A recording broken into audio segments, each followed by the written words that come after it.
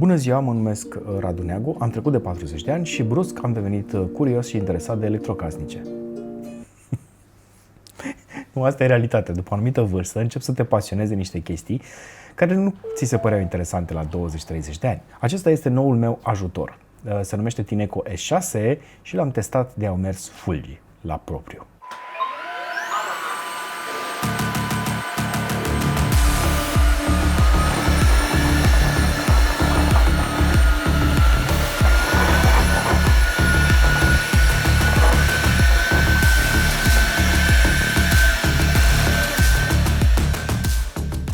După cum vezi în montajul de mai devreme, aspiratorul ăsta știe să tragă de toate. Atât uscat, cât și umed, cât și ud, nu contează. Ideea este să-ți faci repede curat în casă, pentru asta este gândit. Hai să spun ce știe să facă, cum l-am testat, ce nu știe să facă. Și aici ezit un pic pentru că nu prea sunt lucruri pe care nu știe să le facă, în afară de aspiratul unui covor cu fire foarte lungi, pentru că n-a fost gândit pentru asta. El e gândit pentru podele, pentru gresie, pentru faianță, dacă vrei să-l urci pe pereți și, bineînțeles, știe să tragă absolut orice. Bine, acum sigur nu o să faci ca mine, că nu o să arunci ingredientele unei prăjituri pe jos și apoi să le tragi cu aspiratorul. Dar dacă se întâmplă o boacănă, ori din cauza ta, ori din cauza copiilor sau a animăluțelor pe care le ai acasă, pur și simplu o să te rezolvi. Acum, genul ăsta de aspirator, deși crezi că poate nu ți s-ar potrivi, că nu-i pentru tine, e gândit pentru absolut oricine. Nici eu nu credeam că o să am nevoie sau că o să mă încânte ideea unui aspirator până când nu am primit o serie de modele de genul ăsta la test și mi-am făcut o idee destul de bună despre cum ar trebui să le folosesc. Hai să spun cum funcționează, ce mi-a plăcut la el și, desigur, ce nu mi-a plăcut la el, ce ar putea fi îmbunătățit. Acum, cutia e destul de măricică și asta pentru că aspiratorul vine deja asamblat. Nu mai trebuie să-i faci nimic decât să introduci mânerul și să-l pui în suportul cu care a venit, să-l bagi la încărcat și apoi să-ți faci treaba cu el. În cutie o să găsești un suport care e de fapt stația de curățare și de încărcare. Aceea vine direct cu cablu, o să o bagi în priză și o să pui aspiratorul în ea, pentru că acolo o să se încarce și acolo o să-și facă curățarea perilor și a rezervoarelor după ce ai terminat de fiecare dată treaba. Pe lângă asta mai găsești o perie, o rolă extra și un filtru extra, pentru că ai deja una din fiecare care sunt instalate deja pe aspirator și, desigur, manualul de utilizare, dar și un bidonaj de soluție de curățat. Și asta pentru că e important că aceste aspiratoare, cam toate funcționează pe același principiu, nu trebuie să pui în ele soluție de curățat care face spumă. De aceea Tineco îți oferă în pachet o soluție de genul ăsta, care am văzut că e undeva pe la vreo 100 și ceva de lei și care credem o să țină destul de mult pentru că cantitatea pe care o pui în aspirator este sensibil de mică. Un căpăcel din acela micuț este suficient pentru tot rezervorul plin, cu care o să poți să speli probabil undeva la 80-90 de metri pătrați. Eu am făcut matematica asta pentru că la mine în casă am undeva la 40 și ceva de metri pătrați utili, cu parchet, pe care pot să-i spăl cu aspiratorul și mi-a ajuns de aproape 2 ori și jumătate. De aceea zic că ești ok până pe la vreo 100 de metri pătrați, asta în cazul în care faci o singură curățare, că dacă faci 2 curățări consecutive, atunci o să consume puțin din lichidul respectiv ca să spelie și peria. Deci nu este matematica exactă, precisă. Două chestii mi-au atras atenția la acest model spre deosebire de celelalte pe care le-am văzut în piață. Una dintre ele este tehnologia Flash Dry, așa îi spune Tineco. Când te duci în față, el curăță apa de pe parchet. În același moment, deci nu-ți lasă parchetul umed și pe că să-l lași apoi să usuce, ci usucă instant. De-aia îi spune și Flash Dry. Iar a doua chestie care mi-a plăcut foarte mult este că peria poate fi trecută foarte aproape de mobila ta pe ambele capete. Sunt unele aspiratoare care au motorul într-o parte și peria nu permite pe zona respectivă, trebuie să te întorci cu totul și să treci cu peria ca să cureți cel mai bine zona respectivă. Cum ziceam, odată ce l-ai scos din cutie, asamblarea și instalarea lui este foarte ușoară. Are și aplicație, spun despre ea mai încolo puțin și o să te ajute probabil aplicația să-ți dea niște notificări, mai ales în momentul în care îl lași cu perile umede și nu ai pornit curățarea sau poți face direct de pe telefonul mobil ca nu cumva să-ți miroasă prin casă. Hai să vorbim puțin despre cum arată aspiratorul și ce știe el să facă. În partea de sus avem rezervorul principal. Ăsta este rezervorul de apă murdară, cel pe care o să-l deconectezi de aici destul de ușor și o să-l golești, unde se află și filtrul și așa mai departe. Zona asta a aspiratorului o să fie aproape în principal curată, pentru că există garnitura asta jos. Aici sus sunt și două contacte care o să-și dea seama dacă rezervorul este pus.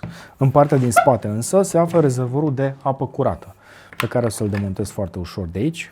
Cam asta este apa care mi-a rămas după ce am curățat nebunia de acolo.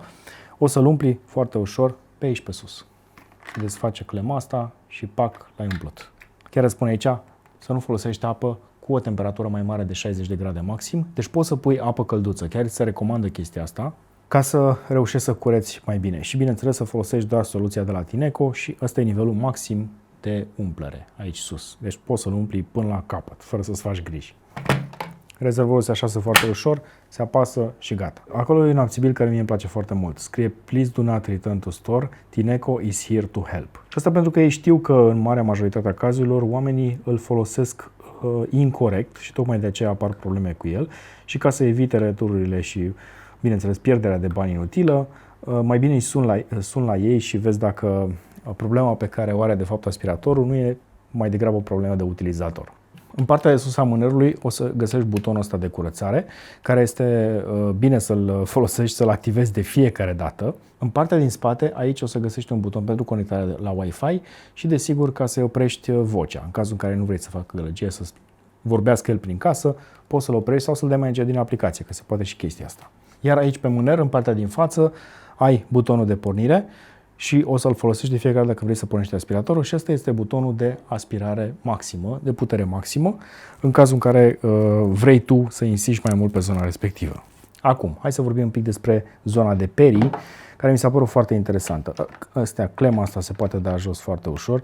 Ăsta este scraperul respectiv care curăță peria în momentul în care îl folosești, iar peria poate fi detașată foarte ușor de aici din partea dreaptă, dacă nu mă înșel. Ai clema asta și o vei scoate, o extragi, poți să o cureți dacă vrei separat, nu o băga la mașină de spălat pentru că nu e făcută pentru așa ceva și bineînțeles să mai ștergi mizeria de acolo de pe lamelele respective în momentul în care se murdărește mai tare decât trebuie. E important să scoți peria asta periodic, adică o dată la vreo săptămână, două, ca să cureți și zona respectivă. Ăsta este motorul pentru perie și la fel se introduce foarte ușor aici. Dacă este în poziția corectă, o să intre, o rotește un pic și a intrat. Și apoi o asiguri aici în capăt. La fel și ăsta îl scoți, l-ai dus la chiuvetă, l-ai spălat cu un pic de apă călduță și vii și îl pui înapoi. Nu-ți recomand să-l lași scos și bineînțeles e foarte important să rămână acolo, mai ales în momentul curățării, pentru că jetul de aer cald din stație o să ajute să curețe mai repede. Acum, rezervorul este și el foarte important. Aici o să găsești filtrul acela de care îți spuneam, care poate fi clătit cu apă caldă. De obicei nu o să ajungă umezeală foarte mult aici, într-o spălare normală, dar dacă o să faci ce am făcut eu, se va murdări. La fel și zona asta de aici, vii cu el, l-ai montat la loc, are garnitura asta de cauciuc și contactele de aici. Iar demontarea se face iarăși foarte ușor, ca să-i scoți rezervorul pentru materie uscată, pe care va trebui după aia să o clătești după fiecare curățare. Aici, apropo, există niște senzori, niște conectori, care e bine să fie curați, pentru că ăștia detectează nivelul de apă murdară din rezervor și nu lasă să urce mai sus de nivelul maxim, cum scrie aici. Și odată închis, va fi etanș datorită garniturii. Ăsta este rezervorul de apă murdară pe care și el poți să-l cureți foarte ușor cu apă călduță și dacă o faci de fiecare dată după ce l-ai folosit, nu o să fie o problemă, nu o să miroase și nu o să se murdărească, nu o să lipească murdăria de el. Asamblarea e foarte ușoară, ai pus pe poziție, ai închis, i-ai dat drumul și ți-ai făcut treaba.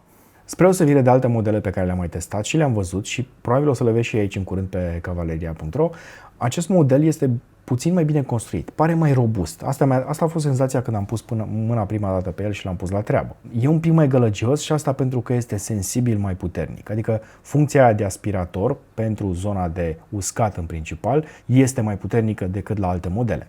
Acum, el nu e gândit din nou să-l folosești pe covoare. E gândit pentru parchet, pentru gresie, pentru podea sau orice suprafață dură care se murdărește în timp.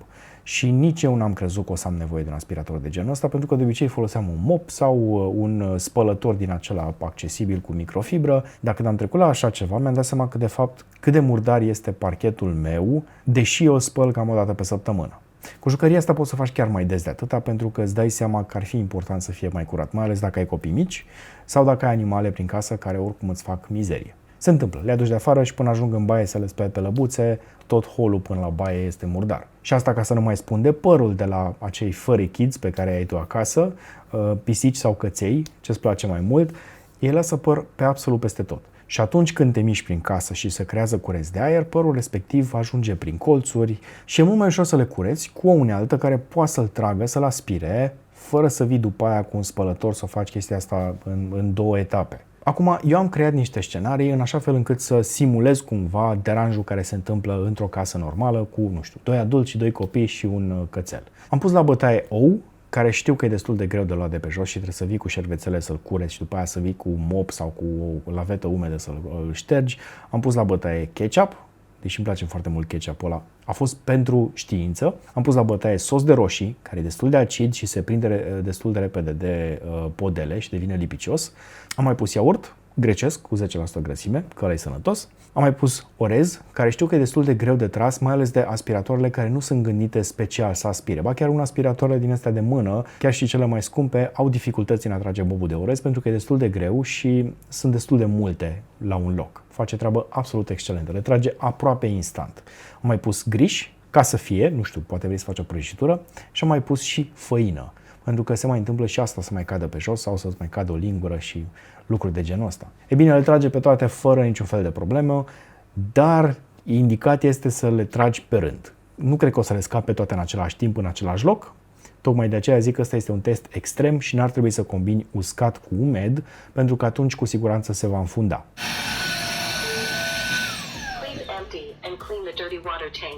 Nu mi-a creat probleme de genul ăsta, pur și simplu mi-a spus că rezervorul de apă murdară este plin și ar trebui să-l curăț cât mai repede ca să nu miroasă în casă. L-am testat așadar pe parchet, pe gresie și chiar și un pic pe covor. Dacă ți-ai aspirat covorul și ai un covor cu fire scurte, cred că o să facă o treabă destul de ok, deși o să îl umezească puțin, o să-i umezească puțin firele, deci atenție la lucrul ăsta că aduci apă în momentul în care faci spălarea cu el. O chestie care mi-a plăcut foarte mult, tehnologia de care spuneam mai devreme, flash dry, este că atunci când împingi aspiratorul în față, el curăță apa de sub el. Are niște lamele pe perile respective care șterg peria în momentul în care te duci în față. Și atunci când îl împingi, pentru că ai forță un pic mai mare când îl împingi decât atunci când îl tragi, îți va usca locul respectiv instant. Senzorul de murdărie este foarte important. Își dă seama, bineînțeles, câtă murdărie intră în recipientul lui și își crește viteza de aspirare, dar și apa pe care o dă pe mop. Se întâmplă în același lucru și el pornește undeva pe la jumătate, cam asta este în mod constant dacă ai podeaua curată. Dacă detectează mizerie, praf sau ce am pus eu pe parchet mai devreme, automat trece la putere maximă și curăță foarte repede. Partea de întreținere e foarte importantă și o să-i cureți rezervorul de aproximativ 2 ori. Prima dată atunci când s-a umplut și când îți cere să fie curățat, îl pui în stația de încărcare, o să spună că rezervorul e plin sau chiar și în momentul în care faci treabă, te duci, vergi recipientul solid, ai grijă unde îl deversezi desigur și cel lichid poți să-l vergi la chiuvetă pentru că nu prea rămân acolo resturi solide care să-ți înfunde scurgerea. Îl clătești repede cu apă, pui rezervorul înapoi pentru că mai are nevoie de încă o tură de apă ca să-și curețe și peria și apoi să o usuce. Asta e partea mișto. Grilele jos de pe stația de încărcare sunt gândite special ca să usuce peria după ce a curățat-o. Și asta o face repede, cam în 10-15 minute după ce l-ai pus acolo. Curățarea pentru ce am avut eu nevoie acum, pentru cât de tare l-am murdărit, a durat în jur de 5 minute. Ceea ce este foarte ok. În momentul respectiv, da, o să facă gălăgie destul de mare pentru că își curăță recipientul, desigur, și toate căile de acces.